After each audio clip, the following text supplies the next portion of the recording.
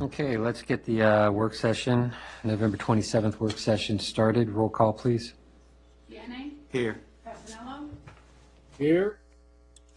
Hader, Larson, Here. Schneider, Here. Ramirez, Here. Gallagher, Here.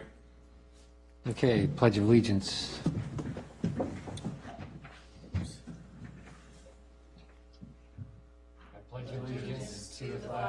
Of the United States of America, and to the republic for which it stands, one nation, under God, indivisible, with liberty and justice for all.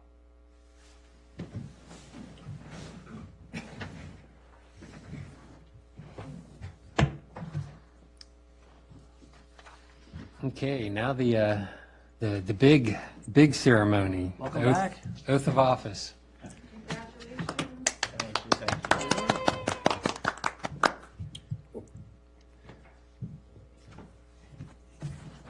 congratulations. Do you want me to hold it close? I'm used to yelling, but. Congratulations. Thank you. So you'll just repeat after me. Raise your right hand. I solemnly swear I solemnly swear to uphold the Constitution of the United States to uphold the Constitution of the United States and the Constitution of the Commonwealth of Virginia, and the Constitution of the Commonwealth of Virginia, and to faithfully and impartially to faithfully and impartially discharge all the duties discharge all the duties incumbent upon me incumbent upon me as a member of the Town Council as a member of the Town Council for the Town of Haymarket for the Town of Haymarket to the best of my abilities. to the best of my abilities. So help me God. So help me God. Congratulations. Thank you.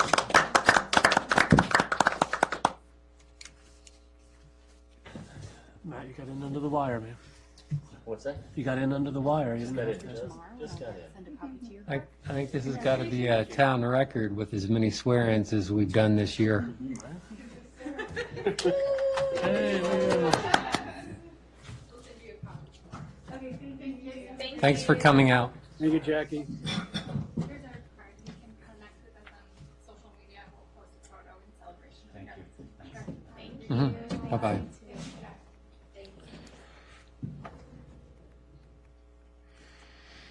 Okay, now to the agenda items. Monthly financial report.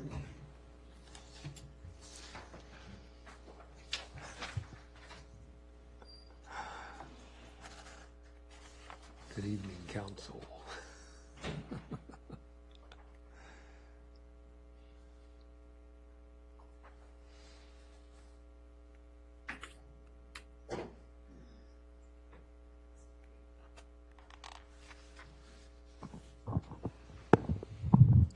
Good evening. The financials on this month's report, one of the biggest things I do want to bring to your attention, I believe I emailed everyone in council, made them aware that we were reimbursed by Versa for the stolen check. We have also as well prepared that check to make that payment. We will be addressing this during the amendments for the first half, putting that funds back into the CIP funds as we did move from the CIP funds in order to make that second payment. So I want to make everyone aware of that and the public as well, since it's been discussed out. I'm not sure if there's any specific questions on this financial report. I'm here to answer them. Any questions? No, this one's looking pretty good. Looks like we're definitely above estimates on our revenues. Yes, That's good. that is something that the town manager and I have brought up to and made the finance liaisons aware that we will be, during our amendment, increasing some of those revenues, and just in discussion as to my recommendation as to where to put them as expenditures, but obviously during the amendment, those things could be changed by council. Yep. Well, I know our CIP has a lot of triggers that we can fire on with this money, so we can spend it quickly, really, when you look at it, Yes, just by doing on our improvement planning. correct. The only quick note I would want to update you guys on is that next Monday I plan to giving a more detailed briefing on when it comes to the accounts. To address Councilman Bayene's question over the coverage and insurance. The town is making the necessary movements to do that, but we'll be ready to present and discuss that a little bit more on Monday's meeting. But we're making that transition happen, execute by this week. Last chance for questions? No hand up on the Zoom, so Joe's, I guess, okay. Okay, next agenda item then. The mobile food establishment ordinance. Yes. So this is the most up-to-date draft version that we are presenting to council for discussion. The purpose of having it in the agenda is for you guys to take the time to actually read it. And on your desk today, I did place, just to get a reference as to where and how we came up with this draft. I went ahead and kind of researched existing ordinances, obviously because we're such a smaller town versus these larger communities. I have modified some of it to more address of our needs versus a county or a city. But I wanted to also include that kind of like a reference packet so you guys can be made aware that how this has transpired so far and how this draft has begun, which is basically referencing many other jurisdictions as current ordinances when it comes to mobile food units. Our intent is to always be business friendly. That is one thing that we want to do. Also just update, with the current times, how business is being done. My intent is also to, though we have 3 businesses that this will really target and impacts, I do have 24 other restaurants, brick and mortars that I do have to, be fair in a way, that as well. And that is what this ordinance is intending to do, to kind of just make sure that we have rules and regulations when it comes to these businesses when they do decide to come through. I will be here, and if there's any specific questions, please feel free, to email me any questions, or if you want to have some time to sit on one-on-one, or with the town manager and myself, we'd be more than happy to accommodate that as well.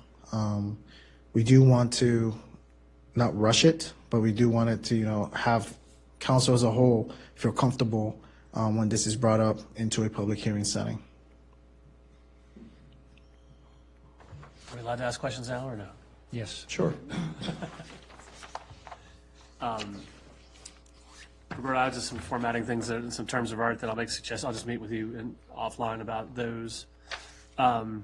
Reading through it, so that there's 2 fees. There's the business license application, which is $200, the zoning permit application, which is $50, and then the meals tax on top of it. Those are the 3. Okay. Correct. And that is actually a significant decrease, because currently right now, if any business were to come to these units, the zoning permit is something that we don't require them to do because they would come in as an itinerary merchant. But when you see that the reason why we're doing the zoning permits, because we want to make sure that these businesses match, they have some kind of buy-in with the hosting business as well. And that's only going to be a one-time fee. And that will be a one-time fee to them to acknowledge when it comes to receptacles, trash, the rules of conduct when they're here, to acknowledge that. And the $200 fee would be on top of the $200 fee would be for the initial, and as well as every time they renew, as well as the meals tax. Currently, right now, the only way they were to do business here is by paying a $500 itinerary merchant.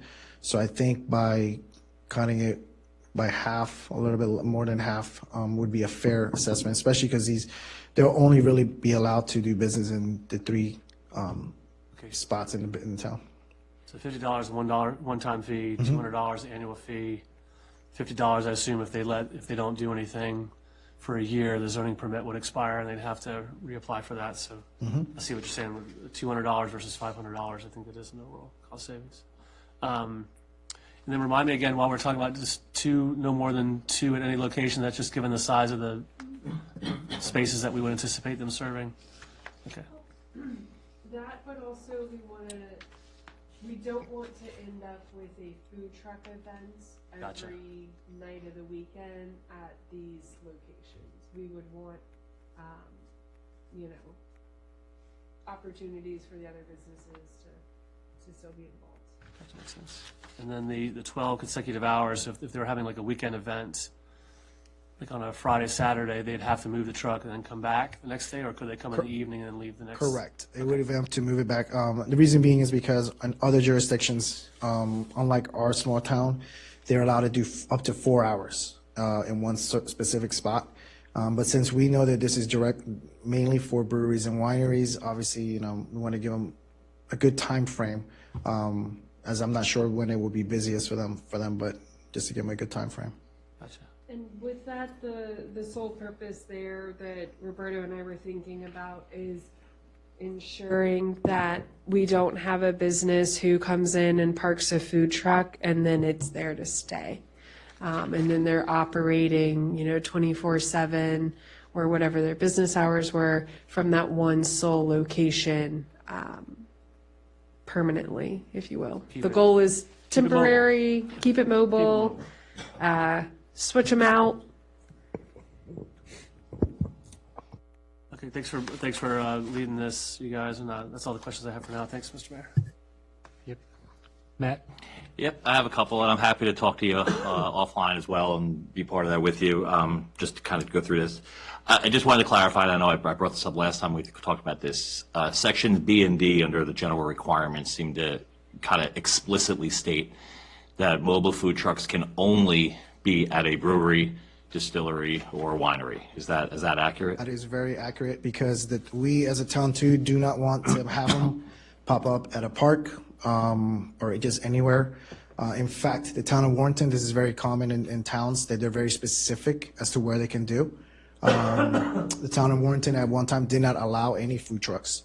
But they did in turn of with times is they accommodated them by on the summers, I think Wednesdays at the wharf. They did events where any food truck that wanted to participate was there weekly. So yes, the intent is to make it that it's only going to be at these wineries and breweries because in theory, that's the only reason why we're having to deal with this, because in the past, we did not allow food trucks. Okay. Yeah, so if another, I mean, the things that I started to think a little bit just about some of the examples that, you know, where, you know, I know that if, you know, the hotel decided that they wanted to have a food truck day, or if Tobacology wanted to have a food truck, or any other business in town, they would be explicitly prohibited. Is that correct? Or an HOA, or a church. That would be a catering service? Yeah, that would be a right? special event. Yeah. So that would be a special event in the sense that if they're having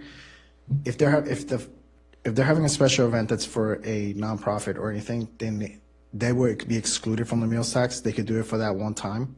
But in order to do that, they have to apply for an events application that would detail that information, and it would be more in depth in a sense as they would have to have the private security. The layout would change with scope of that. Even if they were charging the general public for the food that was being ordered.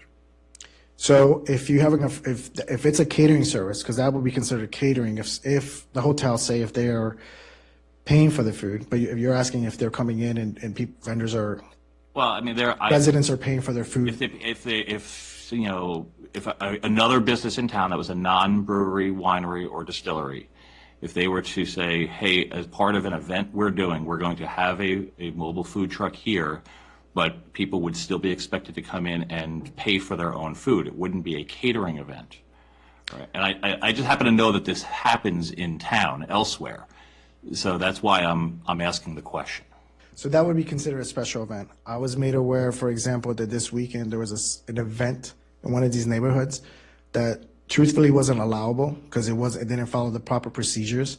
But they would have to file for a special use event form of that. And that would be a one-time versus specifically with these businesses, they're weekly. Some are even coming up to twice in a weekend. And so explicitly, this would also prevent something like an ice cream truck driving around neighborhoods. Yes.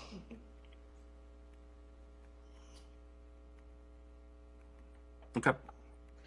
As well as I know, we don't really have much raw land left, but I know we did have a chuck wagon that used to go to the construction site. So I'm assuming that would be constru- restricted then, too? Construction sites actually fall under, and I'll have to get the language, in the county, actually, I think the Fairfax County actually has wording in there where those are excluded because it's a construction site. It's treated differently and exempt from meals tax or business license requirements. They do have to file, but it's wherever they are located. But I'll look back at which ordinance it was and I can send it over to you guys so you guys can have that language as well. Yeah, I just don't want to try to be too restrictive in our classification because of these different scenarios that we may not have thought of. And next thing we know, we're restricting businesses that are actually appropriate to be in town. Well, on the zoning, I believe Emily would tell me, there's zonings where they are allowable and other zonings where they're not. But again, you know, specifically right now, I have to think of it as a whole. There's about 24 other businesses too that they provide catering services, and some of these businesses, a pizza truck. You know, there's breweries that are really close next to the local Papa John's or the local new pizza spot that's going to be up there. You know, other places such as breweries in Lorton, I know that they actually have menus for all their local businesses where people can order, you know, and get it delivered there. That's another conversation too that, you know, these businesses, I don't know if they've had, but work within their neighbors would be another option as well for some of these places. And currently, how it's worded in our zoning ordinance is a mobile food unit is allowed in the B1, B2, I1, and the transitional commercial. We do not allow for mobile food units to be in the R1 or the R2. There goes your ice cream truck. No, I ask more from the experience. I mean, I've asked, you know, what I've seen. I ask because of, you know, honestly, number one, just very openly, I tend to be apprehensive in putting something in place that's restrictive on a certain type of business, like this, because I think it sets a bad precedent. You know, in case there is something that comes up that we're not thinking about, and that's kind of number one. I think it's I looked quickly through the ones that, you know, the examples that you gave me. I only scanned it, but I didn't see anything in there that was more restrictive towards the type of business. That's kind of why I'm kind of harping on that a little bit. So I'm concerned about that. I'm concerned about what that would mean. I don't know if it's been discussed with the businesses, primarily the 3 businesses in town that this would most directly impact. But. And one of the conversations that Roberto and I had, because we've been working on this for several months now, is what was our ultimate goal of this ordinance? And so when we thought about it and we were working on it, what we ultimately came up with is our breweries and our wineries continue to come to us as a staff and say, we want to offer food. We want to have mobile food trucks here. We work with some of your in-town restaurants, but we want this other opportunity. So to date, we have been very restrictive on a mobile food unit, and we had a price that was what we felt not a huge ask based on what they were doing, but the mobile food units felt that $500 was unattainable. So we put our heads together, and this was the product of trying to be more open and welcoming to these businesses.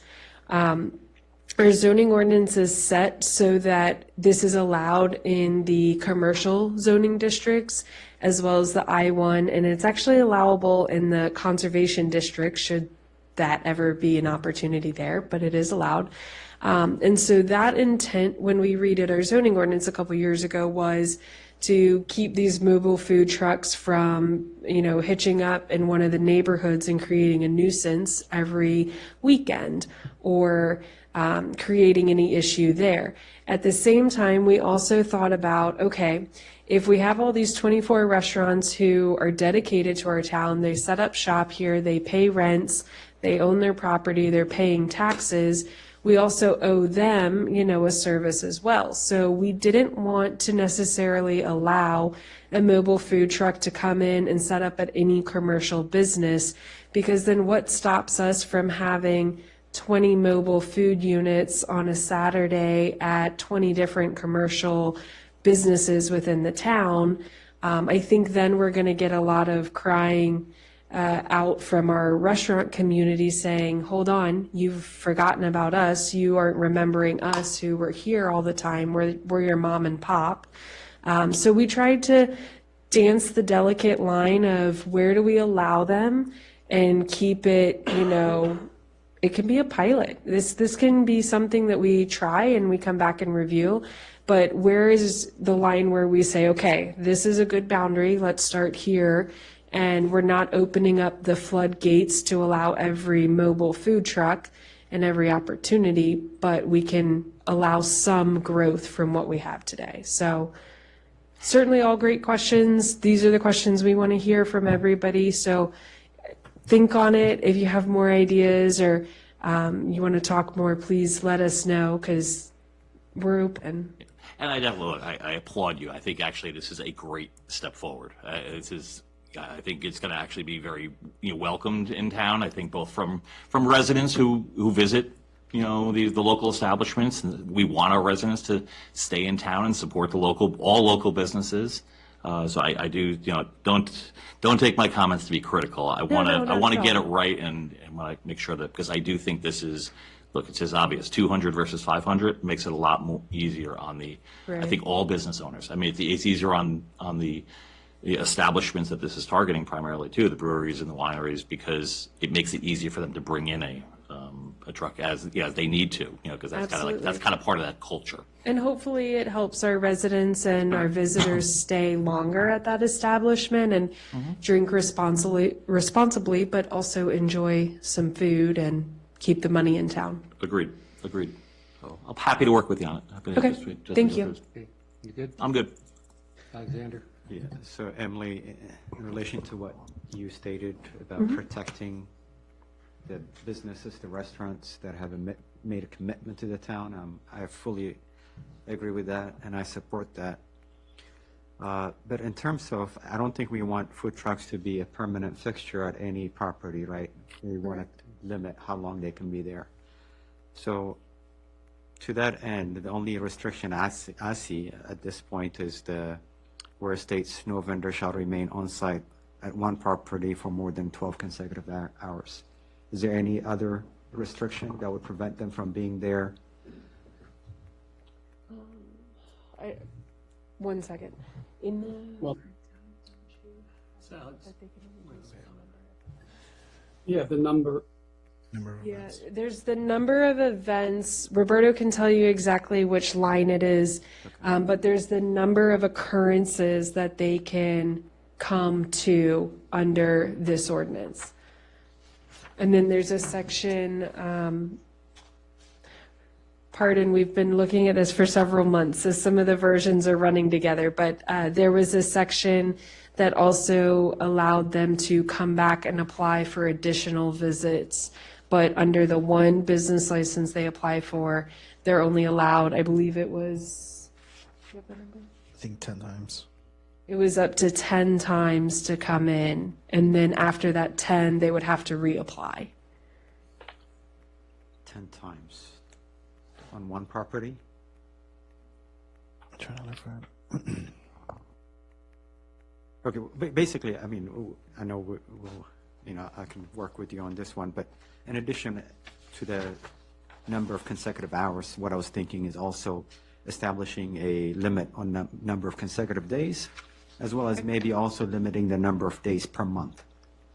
And would that be, good idea, would that be something per truck or per host business?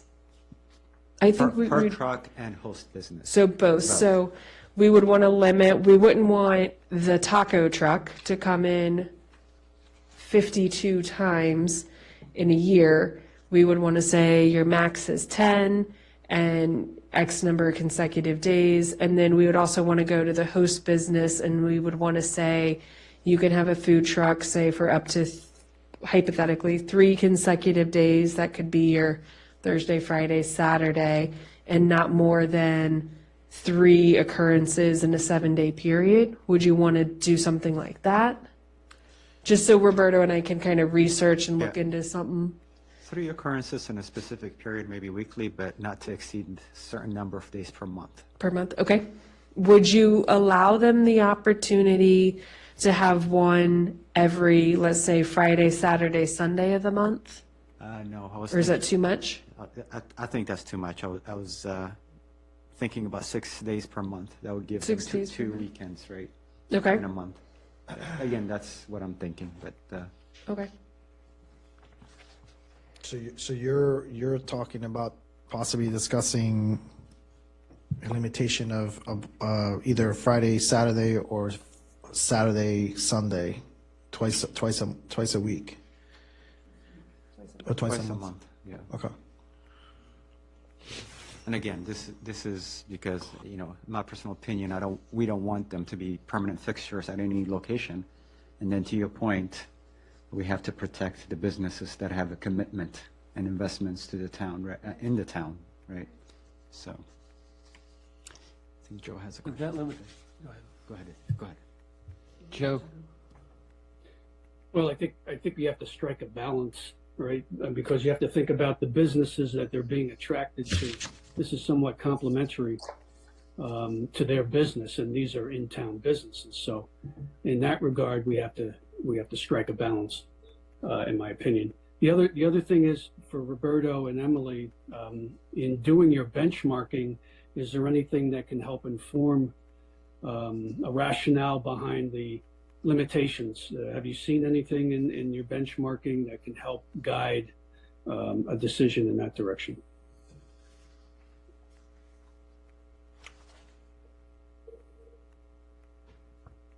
Again, when we were looking at all the other ordinances, for example, Fairfax County, the way they have it structured is that they have certain sections. They're such a broad county, obviously bigger than us. So on some of the ideas that they have in other jurisdictions, it would be really hard, and then it would be really coming off as not wanting them here, which is not the case, because we're very limited on our space. And unfortunately, this is only really being addressed because of the type of businesses that we have now in this past year have come to, start here and open as doing business in the town of Haymarket. I can even do some more research on it. I can also reach out to a counterpart out in Warrenton, how they're doing it now. But I can find that out, limitation-wise, is what they got. I know that in one of them, in the county ones, they do have a hard stop where they can only do, I think, 12 events, and then they're going to have to reapply for a license as well again. But that's something that I don't want to do, because I feel like that would be going closer to that $500 mark, if they have to renew that license after 10 events or 12 events. We'll look into it. All right. Rashawn? Just as sort of a follow-up, so the Fairfax ordinance, for instance, talks about limited to 12 times per calendar year per approved location. So I get the intent that the unintended consequences without that limitation, people in theory, by the current writing, could be there every day, so long as they moved every 12 hours. I don't think that was the intent of the ordinance, obviously. So either, I agree with your idea that there needs to be some reasonable standard so that they're not, perpetually there, and does encourage some turnover. So I wanted to go back to your earlier point, Matt, about temporary events. So if I understand this correctly, staff, food trucks at Haymarket Day is an event. Food trucks at Farmers Market is an event. It's kind of covered under that umbrella. We have a temporary special events ordinance, which in theory, if someone wanted to do a food truck day, they could do that, but they'd have to file under the temporary special event. There's traffic management plan. There's all the other sorts of things. correct, because temporary is by its nature, it's not a frequent, and that's what this is trying to deal with, is the redundancy or the frequency of a visit versus the one-offs. I think to the example we talked about the HOAs doing it, in theory, if they wanted to do an event, they could have a food truck there as an event, but it would have to be a registered event that gave notice to the town. Okay. The only other concern I have is under that umbrella of having a temporary special event, is I want to say we probably need to revisit the requirements of that ordinance, because I think it was meant for much larger events versus sort of your small, HOA-based sort of thing. So that may be a consequence of this, is that once we adopt this ordinance, we may have to revisit the temporary special events ordinance to make sure that they can accommodate that. Is that sort of where you were going with it? It's kind of where I was going with that, yeah. I think the reality is the nature of our town has changed probably since we've done that, and I think that there's, spend time, in the town, you'll see certain things every once in a while pop up, that there are food trucks, that there are, as we kind of identified, the definition of what a mobile food establishment is. I think those things are, might pop up a little bit more, and I'm concerned about that. That's why I'm concerned about but again, I agree. We want to put a restriction. We don't want them here. They should be permanent establishments. We should be supporting our local businesses here. I just want to, I think, Joe said it. Let's make sure that we just do this in a balanced way. We want to do this right. That's why why I think this is a great conversation. Yes, and one thing I also wanted to address too is that with this ordinance too, actually the operational requirements. Currently, right now, the way it's set up, we really don't have a staff or administrators here a way to hold them to the fire when it comes to simple things that we think can be simple, but it could be burdensome to not only the hostee but the residents. Trash, the disturbance of additional solid waste that they may leave. As all you guys have been aware of working, especially Marchant, when we do events, town of Haymarket, the Haymarket Day, as much as we hope, every vendor is here and working together with the town, we spend a lot of time picking up grease, picking up trash that's left over after the events. We try to address it as much as we can. Some vendors are not invited back if they, are not willing to work with us, because that's a great event for everyone, include participants as well as the town. And this ordinance, that is also another reason why we're including these separate things, because, portable receptacles, disposal of waste, like I said, people don't think about it, but I've been in breweries too myself aside from here where that's a big deal, and they have staff there on site to pick up, but we just want to make them have a buy-in as well into this, partnership. So we call it the town.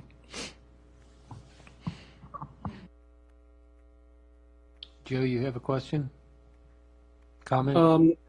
My only comment was regarding the events ordinance. Is that what you're referring to, Marchant? If I heard you correctly, that would open that up, and we should review that as well. Correct, that's what I'm going with. We have a temporary special events ordinance that's part of the codified ordinance. Yes, and I will say that Roberto and I, in discussing this, we definitely recognize the need, and that is something we'll bring up in the new year. We wanted to get this one done in place and scheduled for a public hearing, and then work on our draft for it's called the outdoor event ordinance. And so I think we would modify it to be a little bit more all-encompassing of special events throughout the town. Roberto and I have learned a lot in regards to, our time here, what businesses like to hold events, what style of events do they like to hold, location, you name it. So we ourselves have been documenting over the years where the deficiencies are in that ordinance as well. So Well, we're growing. we are in growing. It's a living document. Right? Growth is good, and we always have to come back and check these ordinances. So just like our zoning ordinance, they all need a little work every now and then, and that's good. I apologize. Temporary special events is a Loudon term. I apologize. It's okay. Any more questions? Okay. So, Homework. all I would say is you guys take this home, noodle on it, review the packet. Roberto left you the packet of example ordinances that he referred to when he was working on the different drafts. Send us an email with questions, questions or recommendations. And just to address Councilman Gallagher's as well, comment, the businesses that this will impact have been made aware of it. In fact, some of them are actually looking forward to it because they're finding that a $500 fee is probably a non-starter off the bat when they get told that for many vendors.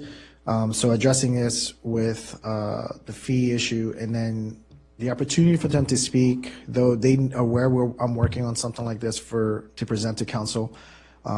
Once we have a consensus of something that the council is, okay, we're going forward with, have our town attorney review it, then I'll be more than happy to pass this out. In fact, Emily and I talked about even going to the businesses ourselves in person, giving them a copy, have conversations with them, and they will obviously have the opportunity during the public hearing to make the discussion or reach out to each council man up there on their own time, private time as well, if they wanted to discuss a little further. But we definitely want to be open with it, and our goal is to just make this a better partnership for everyone overall.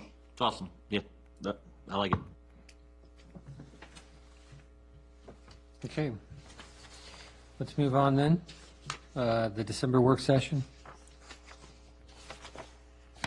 The meeting schedule? And the 2024 meeting schedule. Yes, so on that, Kim prepared your calendar there on packet page 10. So we were curious with the December work session falling in the week of Christmas. Christmas is on the work session date, and because of the way the dates fall, we will also be closed. Town Hall will also be closed on December 26th. So would council like to move it a week early? Would you like to cancel it? Would you like to hold it an hour prior to our January 2nd meeting? Round table. Say move Comment? Move it To which option? earlier. Week earlier? So let me pull that date up real quick. December 18th, and there's no planning commission that night? Okay, so planning, for everybody's planning purposes, December 4th is your next meeting. December 9th is the Christmas and holiday event, and December 11th would be the new planning commission date. December 6th is going to be the ARB date for December and a November makeup. So December 18th would be a Monday. Marchant? Or conflict on the 18th. So, Well, what's your comments? Would you like it moved, canceled? unless the staff thinks we have anything pressing, I think we could probably, I'd say canceled. That's mine. Jump in early. I don't find that we would have anything pressing coming down the pipeline. Our biggest thing right now is this mobile food ordinance, and we'll talk about it this upcoming Monday night, and we can, We could also move it to the hour before the January meeting. looks like Mr. Passanello's nodding in agreeance there, maybe? I would, Mary? I am available the 18th, January 2nd, but I am not available on the 27th, so I can be flexible. But if there's no pressing issue, I mean, I don't see a need, but I can be available. yeah, unless there's something pressing, I'd be all for canceling it. If something does come up between now and then, we plan on an hour before on January 2nd. Joe? Yeah, I think that makes a lot of sense, doing it an hour before on the 2nd. And by the way, that's not an organizational meeting. We only have that after new council comes in typically. So you might want to check that. But yeah, an hour before the regular meeting would make sense. And we also have to be cognizant that we'll probably talk about this next week, maybe. We have some performance reviews to do, so we need to think about that sometime in January as well. if we don't do it next week.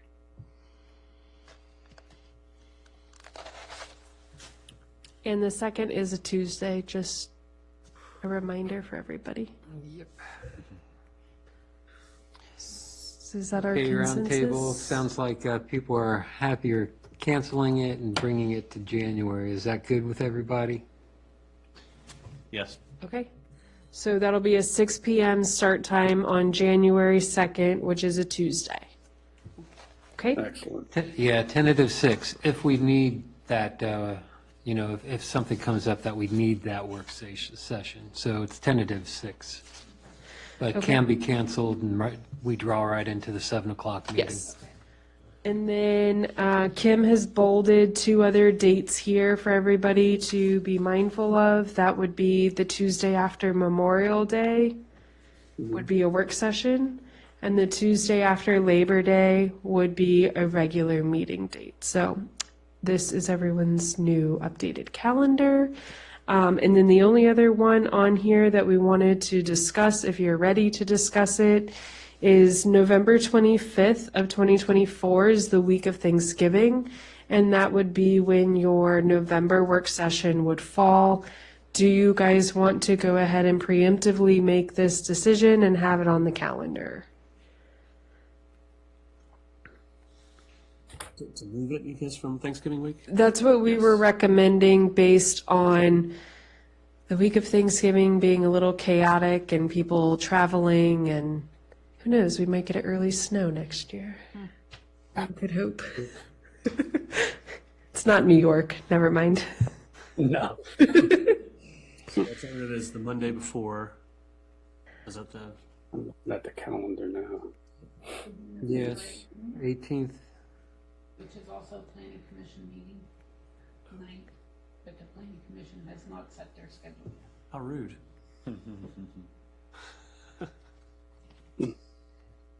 Yeah, I would say schedule it for the 18th. And we could talk to the planning commission about bumping them to Tuesday, the 19th. Or for the sake of our staff not having our clerk here for 3 nights in a row. Oh, I see. We can work with PC, but we can bump them. Okay, we disciplined ourselves, could we start at 6 and be an hour, and then PC could start at 7? We could aim for that. It is a work session That'll keep you here one night rather than 2. rather than 3 in a row, yeah. Because ARB would be that Wednesday as well. So if council were amenable to that, we could plan for that. 6 p.m. on the 18th. Yes. So we'll put that on the calendar, of course, as we get closer next year. We can evaluate what's on the agenda, what our priorities are.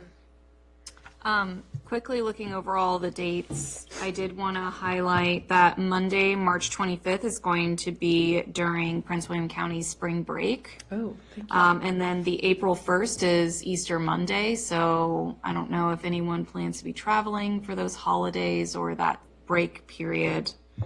But I did just want to put that out there for consideration. Well done, Mom. I got you. I should know these things. And then also wanted to just put it out there, July 1st. I feel like the beginning of July is just always kind of like crazy, and I don't know, I want to say there was like a July where we canceled our meeting that beginning of July because like it didn't work or something. I don't know. Am I crazy? Well, that is the the holiday. week, that is the week of the July 4th, so, Right. a lot of people may be taking that week off. Right. So I just wanted to put it out there just to make sure like everyone's aware that that Monday, the 4th, I think is a Thursday. So just to throw it out there, we do need a quorum. So I don't usually travel for that holiday. Just, I will be here, but I don't want it to be an issue. That's all. Thank you. Joe, I'm sorry? you just in agreement, or you have your hand up? Oh, no, I'm sorry. Yep, no, I agree. Thank you for the info. It's helpful. Okay. Does that give you enough to generate something? Okay. I guess, sorry, Mr. Mayor, so with these dates that you noted, do we need to go ahead and make changes on that now, or? I mean, I would really only ask personally if we could reconsider the March 25th, simply because I don't want to be restricted in my spring break plans. But, you know, I can be flexible as usual. It's fine, but if anybody's I think it only affects you and me. okay, I mean, things come up too. So if people might not have spring break plans, but that time period where both of us will be guaranteed out and anybody else has something come up, it's gonna put us at a risk of not meeting quorum, so. My plans are always in August, so. I think we'll just roll it at this point, since Okay. it's so far off, and we'll just make sure that we address at each meeting what the next meeting's going to look like. And we can try for January 29th at that work session, we can try to foresee and revisit that date and see 2 months in advance. We should have a good idea of what should be coming down the pipeline on the agenda. Okay, Yeah. sounds good, thank you. Okay, moving on. Board of Zoning Appeals vacancy.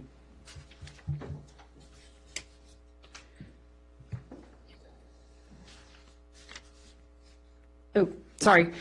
So in your agenda packet, Kim has put in here the application that was received. She put in a memo letting everybody know about the vacancy, that it was advertised, and we have not received any additional applicants or any additional requests. Did have one. You had one? first, But they were out of town.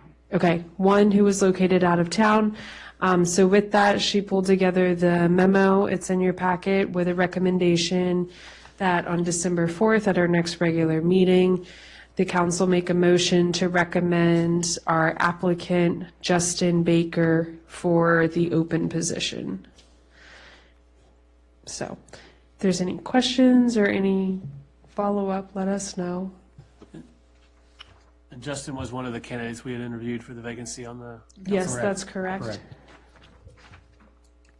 Highly, We're all good? highly support him. Yep. Yep. Yeah, you were there for that, weren't you, Matt? Yep. I liked him a lot. Okay. Wants to be involved. Let's get him involved. Okay, so be prepared for next week's appointment. Okay, we will do so. And then we did have one agenda item that we needed to add this evening, and that was just a informational item, the consideration for the amendment to the comprehensive plan regarding the Chesapeake Bay Preservation Act. This is the documents that Thomas was previously working on, was presented to the town council. There will be a public hearing on Monday night, so we wanted to just pass this material back out to the town council and have it for inclusion. If you have any questions or comments, please feel free to let me know and/or to send Thomas an email, and we can get back with you tomorrow or Wednesday. But this is, again, the material that he had previously prepared and presented in October. Right. Okay, any questions on that? Thanks for the update and the information and the homework assignment. Yes. Okay, next agenda item. Who's quick? Motion to adjourn. Second. Got a motion and second. All in favor, say aye. Aye. Aye. Meeting adjourned. Have a good week, everybody. Feel better.